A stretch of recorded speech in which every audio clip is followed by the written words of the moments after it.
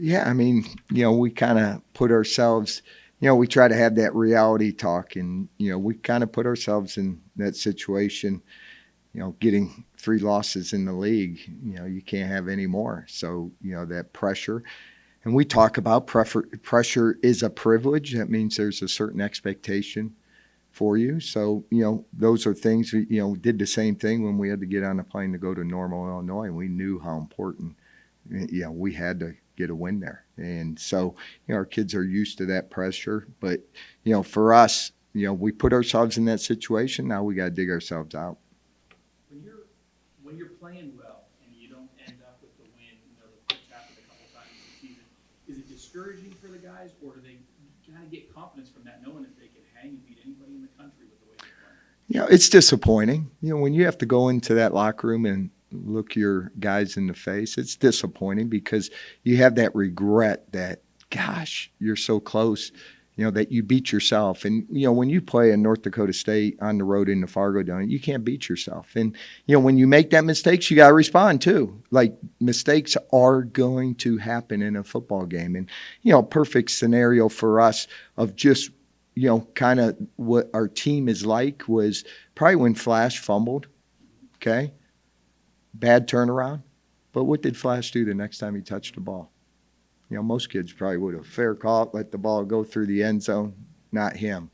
Got the ball, took it out 60 yards, and gave our offense the momentum back. And that's kind of how you have to respond. And we talk about that a lot.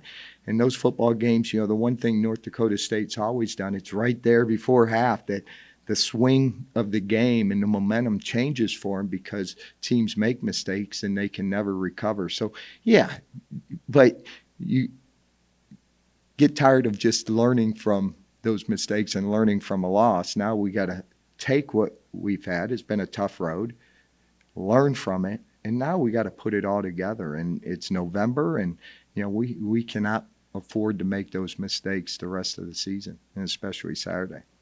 No, just because of the situations you guys are in, do you feel like already you guys are kind of in like a playoff mentality, like have the margin so small? You have to. You have to. Every week, it's you got to go 1-0, and you cannot look ahead. You got to play the opponent.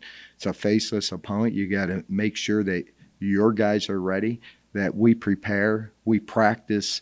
So again, practice execution becomes that game reality. What we do this week determines how well we play on Saturday. So the focus got to be on today, cleaning up today, coming back and having a great situational Wednesday. And there's areas when you turn on the film that we got to get a lot better at. Third down would be one. Third down on defense, third down on offense, all those situational. Scoring, I love Andrew Listofka's 3 field goals, but I'd take 21 points over those 9 points. And those are ways that, how can we get better? How can we sustain those drives and finish in the end zone? The critical point in a football game, and there's a lot, not one play wins or loses you a football game. It doesn't happen that way. But I thought when we cut the score to 5, all of a sudden defense takes the field. First play, TFL, it's 2nd and 12. Next play, sack. It's 3rd and 18. 3rd and 18. We get the ball back there. We got some momentum, but, great teams, like a North Dakota State, find ways to make the completion, and they made a huge first down there, and our defense didn't stop. We gave up a field goal for them to go up 8, but a lot of time came off the clock that, if we would have got them off the field there, and those are learning. That's one series that you sit back and I'm sure our defense coordinator, we sit there and think, and offensively, we had an opportunity twice to go down and score and try to tie the game, and we didn't get that. So those are the areas we got to continue to grow, continue to get better. Doug, you're in your 6th year now here. What do you, and you've seen a lot of good quarterbacks in this league and in your time. Yeah. What is both kind of in all of this, in your opinion? I mean, I don't know how you don't put him on the top of just what he does and creates. And you can't, you got to let him play. And, there's areas that he knows he wants to be better. He knows he wants to be a guy, hey, I can throw that ball. I can make those tough throws. You saw in the tight end seam for a touchdown. He can make those throws. Can we do it consistently? And sometimes, staying in the pocket when there's good protection, because there are receivers that are open, and working that timing. So there's areas for him to grow, but to have a quarterback with the ball in his hands, I don't know if I've ever had anyone that can do some of the things that he does. And, I know coaches after a game, they're all looking to talk to number 12, so for him, knows he needs to keep growing. And the most important stat, I know this for a fact, Bo cares about is the W and getting a win. And we haven't done enough of that this year. And those are the areas we need to keep improving upon. I know you don't want to look farther ahead than the game in front of you, but is there a confidence in knowing that if you're able to win the next 3 games and get into this playoff mix, that you'll be one of the teams that a lot of people in your own league and across the country don't want to see when the Yeah. playoffs come on? I really haven't. I wish I could say I haven't. I got to make sure we're ready to practice on Wednesday. And I want to see growth. I want to see a team from each Saturday get better, and we're so far removed. Reality tells me we're 5-4 and 2-3 in our league, and that's not good enough. And that's where we got to get better. How do we get better? We go to work and we show improvement. And if we do what we're supposed to do, maybe those scenarios can happen, but I don't live in a what if world.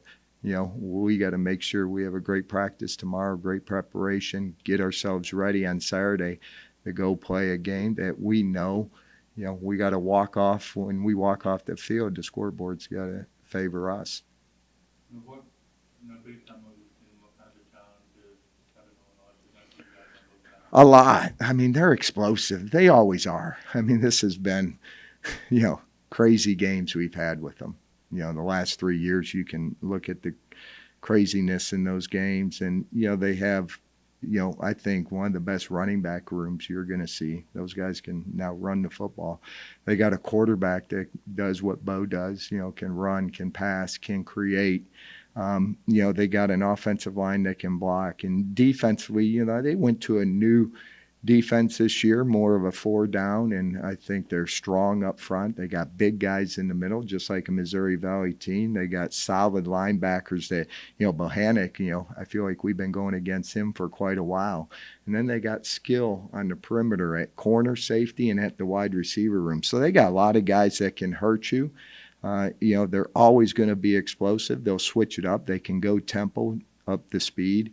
And year in, year out, Coach Hill has built a winning program there. So, for us, they do a lot. We got to focus on cleaning up and what we can do and putting a plan together, that our young men can be successful executing come Saturday at 2:02. But you've talked a lot about putting a full 60 minutes together. I know in the early part of the season, it was probably, is that trending upward? Do you see this? Yeah, I do. There's going to be mistakes that happen in a game. But the thing I saw different this week was the sidelines. Our young men were locked in, even in the locker room at halftime, locker room after the game. So, those are the areas of growth sometimes you might not see on the field, but you see it when you're inside that locker room. So, for me, we got to clean up that kickoff return. I mean, the missed tackles on that, it wasn't scheme. I mean, it should have been explosive for us, a tackle inside the 16-yard line. And, we had guys that could have just really, not knock them out, but put them down, and we didn't. And, those are the areas we got to continue, and we got to continue on fundamentals of tackling. We got to look at, do we have the right personnel on the field?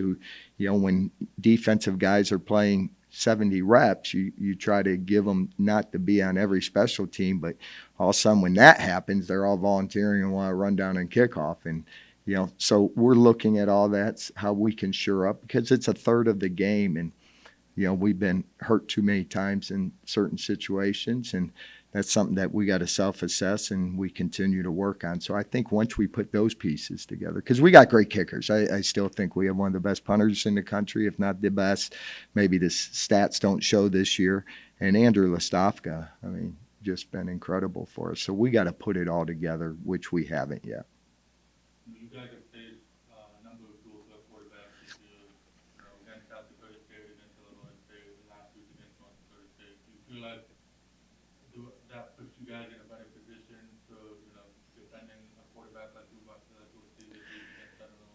I think just like probably Southern Illinois, when you see DJ Williams every day in practice, that gives you a great rep of how to defend those guys. Our guys have had to defend Bo all spring. It's not fun, or in a scrimmage, or, when we go ones on ones out here, they got to defend Bo. So I think teams that have the dual threat quarterback like those teams do get to see it every day. I think it's a little easier.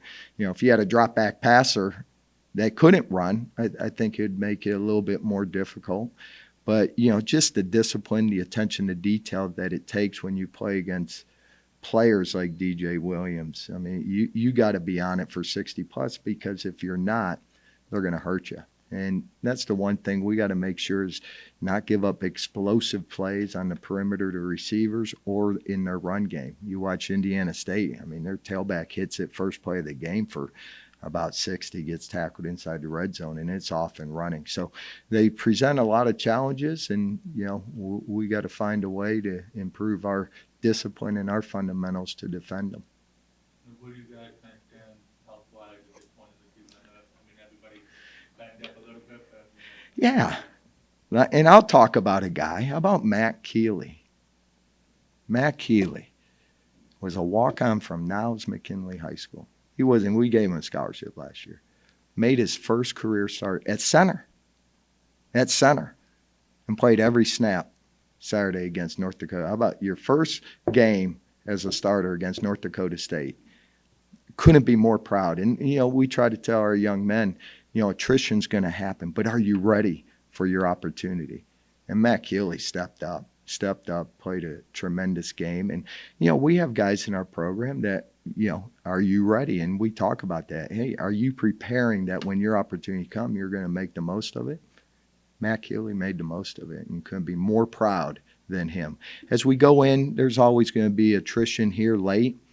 We know more when we get to Thursday, Friday, on how Van Keen is going to be our center. That Matt came in, and we'll have an understanding of Michael Voitis, of Mike Wells. We'll have an understanding. If not, the guys that are underneath them got to step up. Preston Zandier, we didn't know would play last Saturday, and he did.